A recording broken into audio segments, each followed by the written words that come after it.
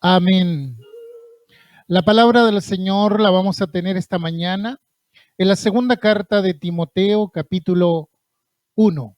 Vamos a leer los primeros 5 versículos de esta carta que dice: Pablo, apóstol de Jesucristo, por la voluntad de Dios, según la promesa de la vida que es en Cristo Jesús, a Timoteo, amado hijo, gracia, misericordia y paz de Dios Padre y de nuestro Señor Jesucristo.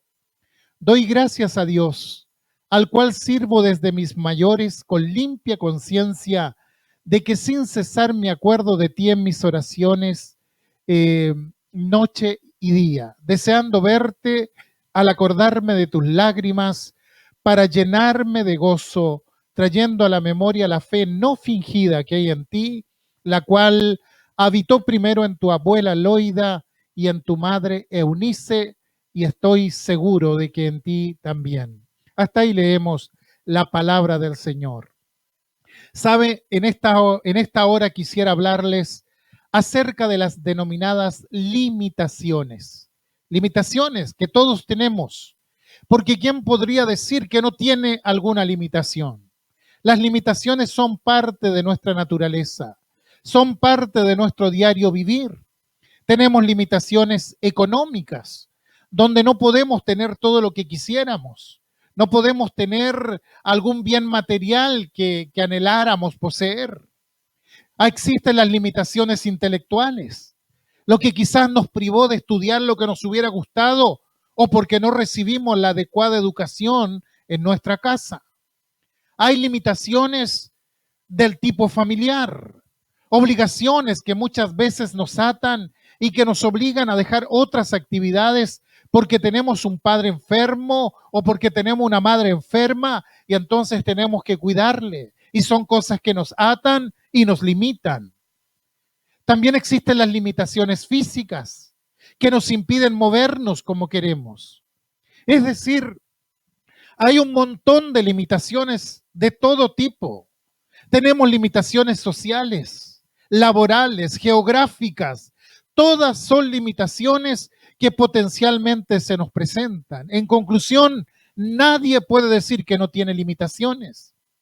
Ahora, pasa que muchas veces nos encerramos en esas limitaciones. No aprendemos a convivir con ellas. Nos lamentamos y no vemos las posibilidades que Dios pone delante nuestro. Nos estacionamos en ese lugar muchas veces quejándonos y lamentándonos permanentemente. Oh, si yo pudiera.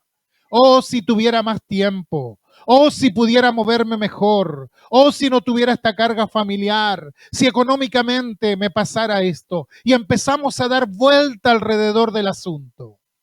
Entonces, esas limitaciones se transforman en tremendas cargas porque condicionan toda nuestra vida. Pero tenemos que aprender a convivir con nuestras limitaciones, entender algo que la palabra de Dios dice acerca de cómo Él trabaja en nuestra vida. En el pasaje que leíamos, aparece por única vez en toda la Biblia un nombre. No aparece nunca más ese nombre en la Biblia, y es el nombre de la persona a la que haré referencia en esta oportunidad, y me refiero a Eunice. Eunice fue la madre de Timoteo. Los pocos datos que tenemos en la palabra de Dios acerca de ella lo encontramos en el libro de Hechos de los Apóstoles. Dice la Biblia que esta mujer era de origen judío, es decir, que era una mujer que tenía una religión y que tenía una fe determinada, bien diferenciada de toda clase de religión que se practicaba en el Imperio Romano. En tal aspecto, los judíos eran la excepción, porque en todo el imperio eran los únicos que no practicaban el politeísmo, pues creían en un solo Dios únicamente. Por tanto, se concentraban en su tierra y trataban de ir en la medida de sus posibilidades a las fiestas religiosas que allí se celebraban. Pero resulta que esta mujer, Eunice, que era judía, conocía bien los principios del judaísmo, evidentemente, pero vivía muy lejos de Israel. Ella estaba en una ciudad llamada Listra, una ciudad absolutamente pagana. No sabemos cómo había emigrado a ese lugar, pero era una extranjera, una mujer que no pertenecía a ese pueblo, pero una extranjera muy particular, porque nosotros podemos a lo mejor haber nacido en otro país, como muchos inmigrantes latinoamericanos llegan a Chile en este tiempo, pero por lo general la cultura es prácticamente la misma. Pero en el caso de Eunice, el choque cultural era tremendo. Y esta mujer tenía que vivir en ese lugar. No podía practicar la religión de los otros porque no era la suya. Pero tampoco podía practicar su fe porque estaba lejos de Jerusalén, el lugar del templo y donde se oficiaba el sacerdocio. Entonces su primera limitación era una limitación que le decía todo el tiempo: tú eres una extranjera y vas a seguir siendo una extranjera y vas a tener que vivir entre paganos. Pero además no puedes ir a celebrar los ritos de tu fe. ¿Por qué? Porque estás casada con un hombre pagano y porque vives a cientos de kilómetros en donde está Jerusalén, el lugar del templo. No sabemos cómo fue que llegó a contraer matrimonio con un hombre pagano, pero en ese tiempo, a diferencia de ahora, la mujer no tenía mucho que decir sobre el matrimonio. Por lo general eran convenidos por los padres. Es así como esta mujer estaba casada con un hombre que era pagano y que claramente no dejó que circuncidara a su único hijo Timoteo, lo cual constituía un ritual sagrado para los judíos. Entonces no podía ir a Jerusalén. No tenía a su hijo circuncidado y la ciudad donde vivía al parecer era tan pequeña que no había siquiera una sinagoga donde ella pudiera practicar su fe. Ahora claramente ella tenía una fe, pero estaba en un ambiente que le era totalmente adverso. Era una mujer en una sociedad donde era difícil la convivencia porque la mujer, por ser mujer, no tenía un gran radio de acción, muy distinto a lo que sucede hoy en día en nuestra sociedad. Vivía en una sociedad que marginaba a la mujer, que la tenía en un rincón.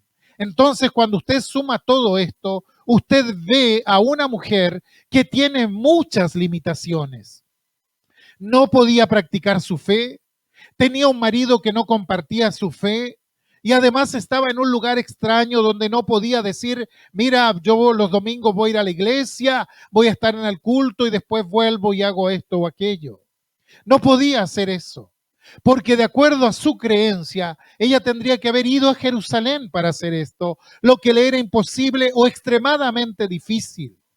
Y además era mujer, y además era madre de un hijo varón, Timoteo, que no lo había podido circuncidar, por lo tanto ese hijo no era técnicamente un judío, porque no había participado del rito que lo integraba al pueblo de Dios, con un padre que seguramente ejercía lo que los romanos llamaban la patria potestad, es decir, el pleno gobierno de la casa. Pero sigamos con la historia bíblica.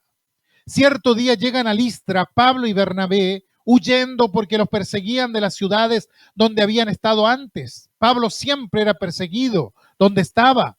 Y cuando llegan a Listra, la gente se reúne alrededor de ellos porque por su intermedio un paralítico había sido sanado, y viendo el poder que tenían y la forma en que Pablo predicaba, ellos supusieron que eran dioses y entonces trataron de llevarlos para hacerle algún homenaje.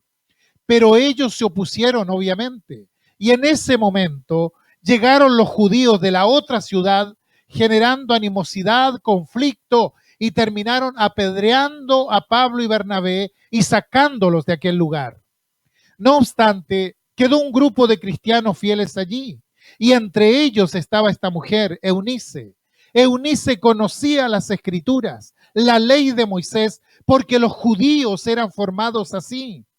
Y seguramente ella recordó algo que dice el sabio Salomón allí en el libro de Eclesiastés, cuando dice: todo lo que te viniera a la mano a hacer, hazlo según tus fuerzas.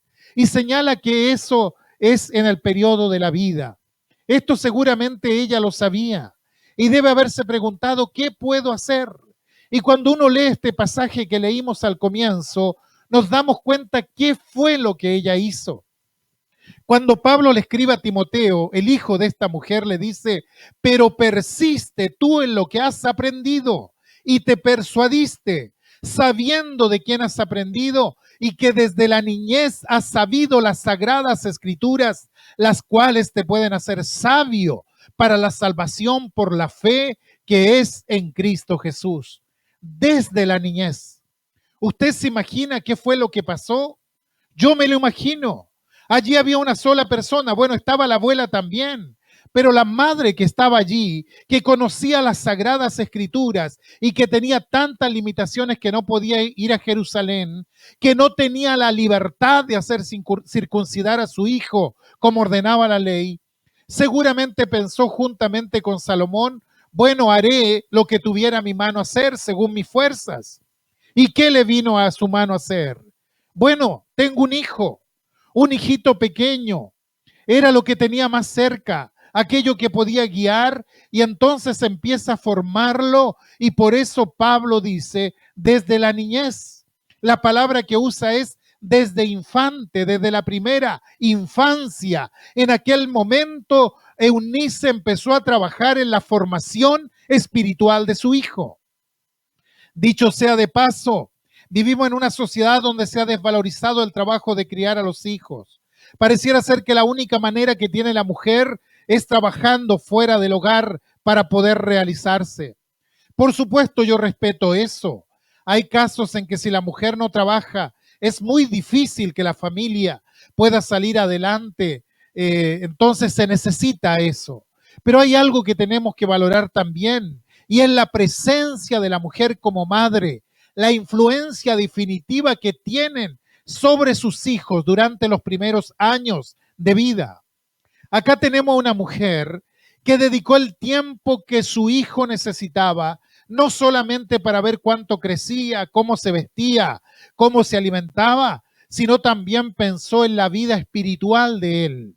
Y lo empezó a formar en el conocimiento de la ley de Dios, en medio del más absoluto paganismo y contra seguramente de la voluntad de un padre que era pagano y que constituía el ejemplo que Timoteo tenía. Ella siguió los principios de la educación hebrea. La educación hebrea marcaba que primero tenían que aprender lo que era el teocentrismo, es decir, que Dios estaba en el centro del problema humano, y eso fue lo que Eunice seguramente le inculcó a Timoteo. Esto lo sabían todos los hebreos que eran realmente religiosos. Les transmitían a sus hijos que Dios está en el centro de la vida y que después vienen todas las proyecciones. De ahí le debe haber enseñado los mandamientos de Dios. Por eso Pablo le dice que desde la niñez ha sabido las sagradas escrituras, los mandamientos, la historia de tu pueblo. Es decir, ella cumplió con el mandamiento de Proverbios que dice, instruye al niño en su camino y aun cuando fuere viejo no se apartará de él. Lo instruyó en la fe, no podía hacer otra cosa, no tenía otra forma de hacerlo. No podía llevar a su hijo a la sinagoga, no podía llevar a su hijo al templo de Jerusalén. Al templo de Jerusalén lo llevó Pablo por primera vez cuando empezó a ser el hombre que él fue mientras era formado. Timoteo no había podido ir nunca, pero ella se dedicó a formar a su hijo en la fe, y cuando Pablo vuelve después de un tiempo, dice que se encontró con una mujer judía creyente que tenía un hijo llamado Timoteo, pero de padre griego, una mujer creyente. Y la palabra creyente es el término usado para los cristianos. Se hablaba de ellos como los creyentes. Los resultados que vio Pablo en Timoteo aparecen en el libro de Hechos capítulo 16, donde dice que en Listra había un discípulo llamado Timoteo cuya madre era Eunice. Y escuche esto, todos daban buen testimonio de él, los hermanos de Listra y los de Iconio. Es decir, Timoteo era un joven que se había comprometido con la fe, con las escrituras y con la fe de su madre en Jesucristo. Quiere decir que él conocía todo el Antiguo Testamento, porque claramente el Nuevo Testamento todavía no estaba escrito, y llegó a conocer a Jesucristo mediante la predicación de los cristianos. Todo por la influencia de una madre que se dedicó a su formación espiritual, porque era tal vez lo único que podía hacer por el Señor. Una mujer absolutamente limitada, con un hijo tan reconocido por los hermanos que decían, bueno, este es un hombre que tiene dones. Y Pablo le escribe en la primera carta, no descuides el don que hay en ti, que te fue puesto o que te fue dado mediante la profecía por la imposición de manos. Es decir, pusieron las manos en su cabeza y dijeron, este joven puede ser el hombre que Dios utilice en medio de los paganos, y se fue con Pablo. Quiere decir que Eunice sembró en su hijo la palabra de Dios y la sembró desde la niñez, pero no solamente sembró la palabra de Dios, porque hay padres que siembran la palabra de Dios y nada más, sino que ella sembró con su ejemplo cómo se debe vivir la palabra. Y hay padres que transmiten la palabra de Dios, pero no transmiten el ejemplo de cómo debe vivirse la palabra de Dios. No solamente hay que transmitir la fe a los hijos, sino que con el ejemplo hay que mostrar cómo se vive la palabra de Dios. Pablo dice aquí, trayendo a la memoria la fe no fingida que hay en ti, la cual habitó primero en tu abuela Loida y en tu madre Eunice, y estoy seguro que en ti también. Es decir, él vio la práctica de la fe que hacía su madre y su abuela, y aprendió a practicar la fe con sinceridad y con honestidad.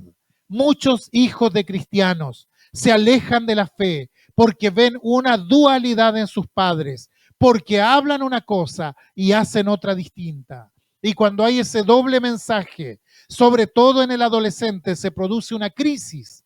Entonces, ¿qué es la fe? ¿Es una máscara que uso los domingos nada más? No, aquí había una fe no fingida, una fe auténtica que se vivía en todos los momentos de la vida. Y esa fe no fingida había sido transmitida por su madre en lo poco que podía hacer y en todas las limitaciones que tenía.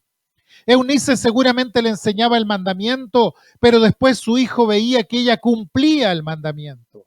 ¿Saben qué significa el nombre Eunice? Significa buen triunfo. Nosotros usamos la palabra evangelio, inicia con ev o con eu, que significa buena noticia. Eunice significa buen triunfo. Y realmente esta mujer tenía bien puesto el nombre porque fue un buen triunfo para ella en medio de las limitaciones. Sus limitaciones no fueron un problema. Y la historia está llena de hombres para quienes las limitaciones no fueron un problema. Hubo en la iglesia antigua un gran orador llamado Demóstenes. Sus oratorias conmovían al gobierno griego. El pueblo iba a escucharlo por lo brillante que era su oratoria y sin embargo Demóstenes era tartamudo.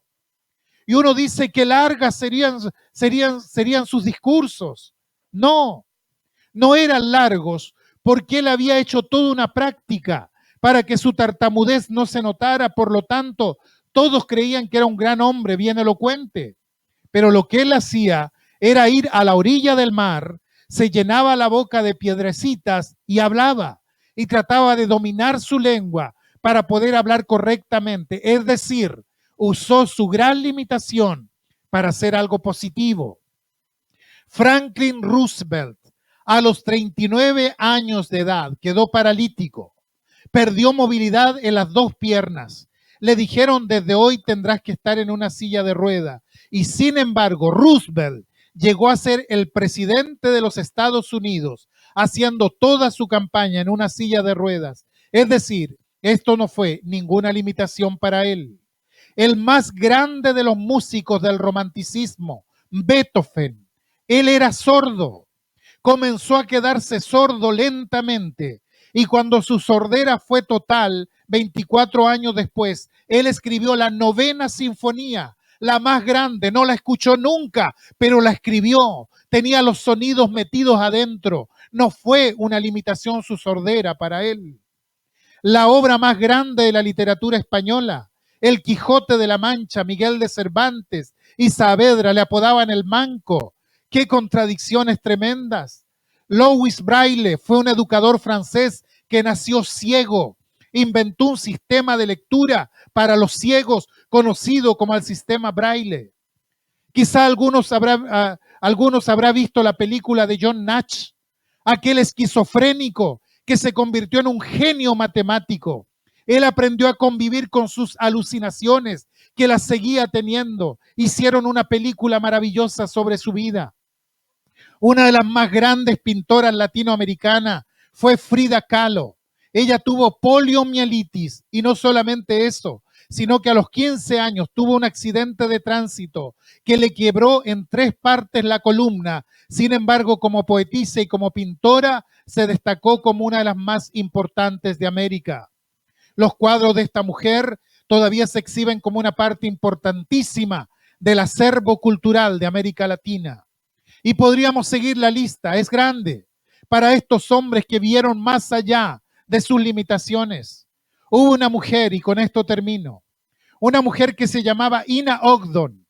Esta mujer era una cristiana muy comprometida, que trataba de acercarse a las personas que estaban perdidas y les hablaba de Jesús. Ese era su ministerio, esa era su tarea. Hasta que un día su padre enfermó gravemente y ella tuvo que cuidarlo y tuvo que abandonar eso que era la tarea, que para ella era algo fundamental en su vida espiritual. ¿Qué hizo esta mujer? Ella tenía una gran capacidad para la música y entonces escribió una canción que nosotros cantamos, que dice: nunca esperes el momento de una gran acción, ni que lejos pueda ir tu luz. Brilla. ¿Dónde? Brilla en el sitio donde estés. No hay limitaciones para brillar. Uno puede brillar y hacer la obra de Dios siempre, porque para Dios no hay limitaciones.